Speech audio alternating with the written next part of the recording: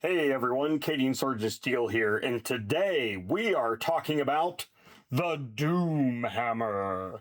Now I'm very excited to talk about this one. It's a very obscure Lord of War from the Baneblade kit that you can build, but it's cool, and it has some neat abilities and rules that you should know about.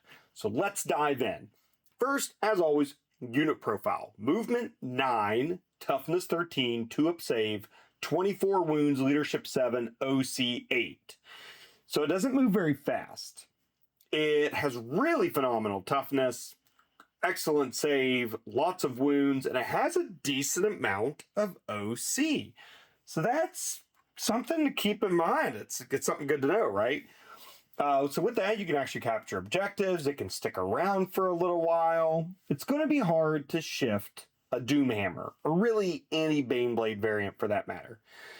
Its weapons, it has 2 las cannons, or up to 4 of them, if you choose to take the extra sponsons, and they're free right now, so you should. It has twin heavy bolters or twin heavy flamers on those sponsons. It has a set of twin heavy bolters on the front hull. And then, most importantly, it has the magma cannon. Now, the magma cannon is its special front hull mounted cannon here, right? And so what do we get with the magma cannon? First off, it's blast, and it's Melta 6. Melta 6. It is 24-inch range, which means Melta kicks in at 12 inches or less. Pretty good. And Melta 6 is just phenomenal. Now, important thing to remember here, which is what makes this so special. The reason the Melta rule is really important is because if you are up against an opponent and they have a rule that says you change the damage characteristic of an attack, say by 1 or 0 or whatever, that doesn't change Melta. Melta still happens. It's an effect. It's a rule effect that happens after you determine the damage from the weapon. So therefore, even if you change the damage characteristic of a weapon to say to 0, Melta 6 still does 6 wounds. Okay? That's what makes this even more important. Okay, so it's 24-inch range, D6 plus 3 attacks. That is a minimum of 4. That is up to 9 without blast. Then with blast, right, shooting 5, 10, 15, 20-man blobs, well, you get an extra 2, 3, 4 shots in there, potentially, right? Usually 1 if you're shooting at an infantry unit, so you could still shoot other targets and really clear some stuff out with this. It has ballistic skill 4, typical for guard, strength 12. Strength 12, that's right. Only other Titans, similar to the Baneblade or like Warlord Titans or Reavers or something like that, right? The really big things are you going to wound on 5s. Everything else, you're wounding on 2s, 3s, and 4s. That is phenomenal. Then, minus 4 AP. It's the second best AP you can get in the game. Because some things do have AP minus 5. So this is AP minus 4. Pretty phenomenal. D6 damage. Okay, right? I never like random damage that much. It's something that, it comes in handy, but you just really can't rely on it. But the Melta 6 is what changes that. So if you are getting the Melta rule, that means minimum 7 damage up to 12 damage per wound, right? Per unsaved wound, because you do get between 4 and 9 shots standard. So you're averaging about 5 shots every time you shoot this. You're hitting with 2 or 3 of those. And then you're wounding with, usually 1 to 2 of those minimum, if not 3. And then hopefully your opponent doesn't make any saves, and then you clobber them. But all depends. Invuln save, stuff like that. So there's lots of things at play here. It does have a melee weapon. Its armored tracks, same as everything else. 6 attacks, weapon skill 4, strength 8, no AP, and 1 damage. So you're not really going to be killing a whole lot with your melee weapons. But with toughness 13, that does make this a great unit to be able to use the stratagem to be able to do the mortal wounds when charging with a vehicle. So the tank shock stratagem. So keep that in mind. All right, what makes this unit special? What is its special rule? Well, that is close range Titan killer. So what that does is each time this model's magma cannon targets an enemy unit, monster, or vehicle, okay, so it's kind of the monster vehicle keyword, that target is always considered to be within half range of that weapon. So if you're shooting the magma cannon and you're in half range, or not in half range, you're shooting the magma cannon at a monster vehicle, you're guaranteed your melta. Guaranteed. That is so spicy. That is so amazing to have. That's really is what makes this unit so effective. And something that we definitely can't count out. So it also has Deadly Demise D6 plus 2. Oof, you don't want to be near it when it dies, right? In case you get that 6. And it does have Firing Deck 12.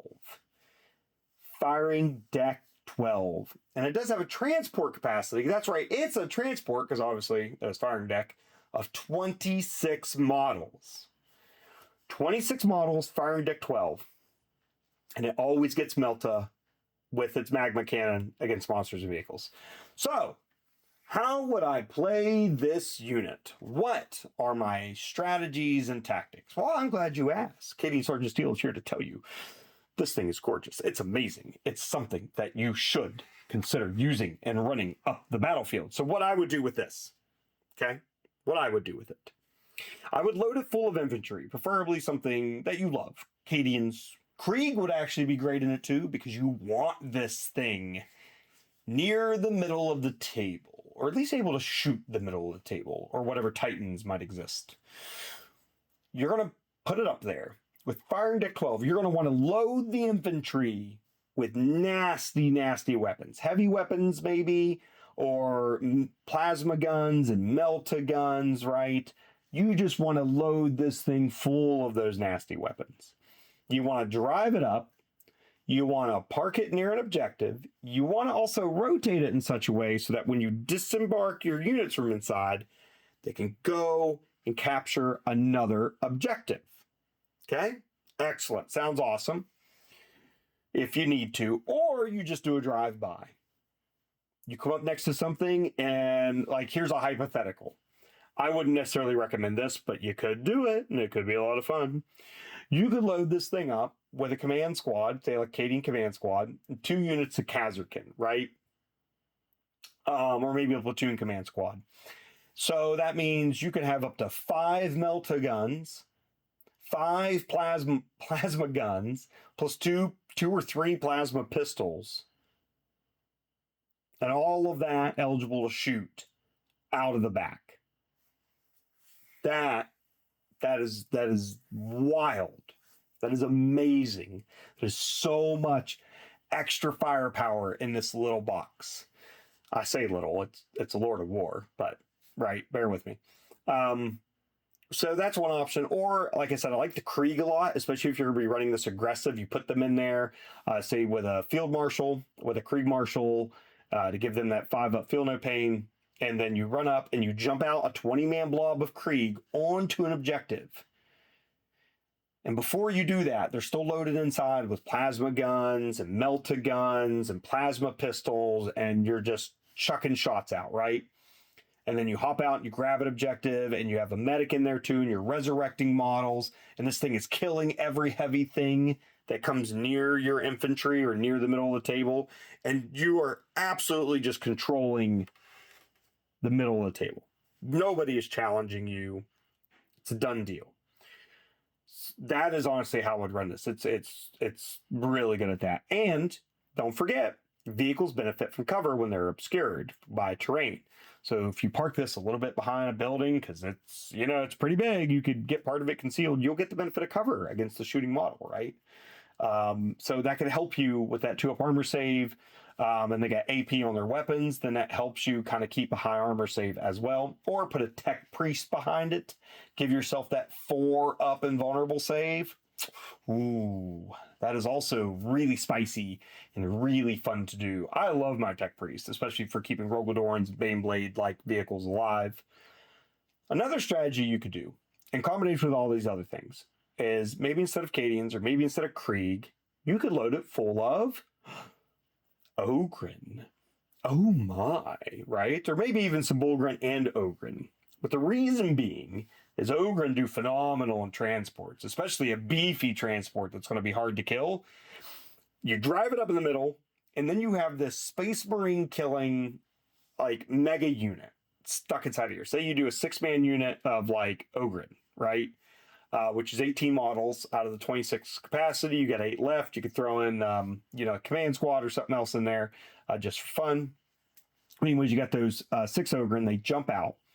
And they have their awesome ability to get an extra AP -1 against shooting the closest target. So now they're AP -2. So they're shooting 6 shots apiece if they're within rapid fire range at strength 5, -2, flat 2 damage. Oof! In addition to the heavy bolters on this, in addition to the magma cannon blowing away whatever heavy supporter monsters are nearby. And yeah, you're just going to wreck stuff. So there's lots of different ways to kind of play this unit, and I think that's what makes the Doomhammer so much fun. Do I think it's the most fun Lord of War? No. I actually do have opinions on that. This isn't the most fun one, but it's up there. Oh, it's top 3 easily. In my book, maybe top 4, worst case scenario. There are a lot of these variants. So I think this is a really excellent one. It's a lot of fun, and I mean, it's going to give your opponent a heck of a time to deal with it, right? Unless they've built a list that can take out like a knight army, they're going to struggle to do anything to this. And in my play experience, I've been seeing a little less armor pen of late. More movement and control has been important. And not to say you don't see it, but that's just what I've been seeing as of fall 2024. So just something to keep in mind when taking a unit like this. If you're going to take this in a friendly game, right, non-tournament friendly game, let your opponent know. You may want to warn them that you're bringing a Titanic unit. Okay, it's just courtesy because not everybody is built to handle that, especially if it's a narrative or kind of casual pickup game. This is kind of something you want to disclose because this will throw a wrench in anybody's plan. This absolutely will flip the script on its head, and your opponent may not know what to do with it. So that's something just to keep in mind to be a good opponent. Be a good opponent, okay? Be friendly to your opponents and always have a good time. So that's it. That's it for today. I hope you've really enjoyed this kind of unit review and why the Doomhammer is so important. It's a really cool model and something I cannot wait to play myself and get out on the table. This is pre-Codex for 10th edition, so maybe some things will change, but if they do, I'll do an update video. But we'll see what happens. I imagine most of our data sheets will stay the same, most of our data slates. We'll see what happens with that. If you want to support me, I do want to say I do now have a new merchandise shop, and there is a link in the video description below. So please check that out. Or you can buy clear movement trays from Squad Marks, or you could buy your painting supplies from Red Grass Games in the link below. All those things support me, but the shop supports me the most. I do not have a subscription. I don't put anything behind a paywall. So if you all want to support me, that's kind of the best way to go about it. So I don't feel right charging money for anything besides unless you want a product. You want to buy a product that has to be made. That's fine. But I do all this for free because I just love Warhammer and I love the community. You guys are awesome and I really appreciate it. So as always, have fun wargaming and remember, Cadia stands.